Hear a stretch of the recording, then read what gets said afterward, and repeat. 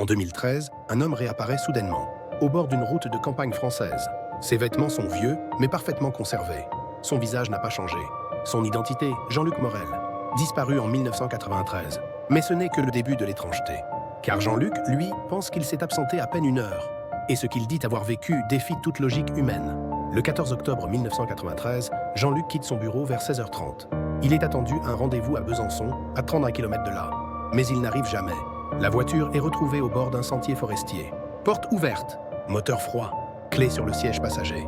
Mais aucun signe de lutte, pas d'empreinte, pas de traces de fuite. C'est comme si le conducteur s'était évaporé.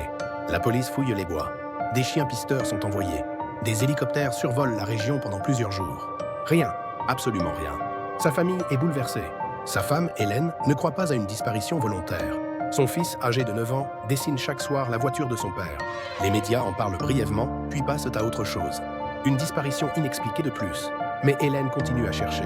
Elle écrit à des émissions paranormales. Elle contacte même un médium. Sans réponse.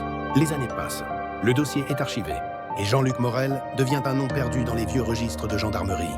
20 ans plus tard, en 2013, un retraité promène son chien dans la région de Morteau. Il aperçoit une silhouette près de la route. L'homme est confus. Mouette. Il semble perdu. Ses vêtements sont ceux d'un autre temps. L'étiquette d'une station-service date de 1993. Quand la police arrive, il dit simplement « Où est mon rendez-vous » Il pense qu'on est toujours en 1993. Il ne comprend pas pourquoi. Les téléphones ont changé, ni pourquoi ses papiers ne passent plus. Il demande à voir Hélène. Mais Hélène a 65 ans maintenant. Les tests médicaux sont formels, il a 34 ans. Son ADN est intact. Pas de traces de maladie, pas de vieillissement cellulaire. Les médecins sont stupéfaits, mais ce n'est rien comparé à ce qu'il va raconter. Jean-Luc parle d'un tunnel de lumière, d'un lieu sans temps où des êtres l'observaient. Il ne se souvient pas de tout, mais il dit avoir vu des choses qui ne sont pas de ce monde. Des formes géométriques impossibles, des voix dans sa tête, des visions d'étoiles inconnues. Il dit qu'on lui a montré des choses sur l'humanité, sur notre origine, sur ce qui va venir. Mais très vite, tout est étouffé. La presse est interdite d'approcher. Les autorités classent l'affaire. Et Jean-Luc disparaît à nouveau. Volontairement cette fois. Il vit aujourd'hui dans un lieu tenu secret, protégé par une fondation privée.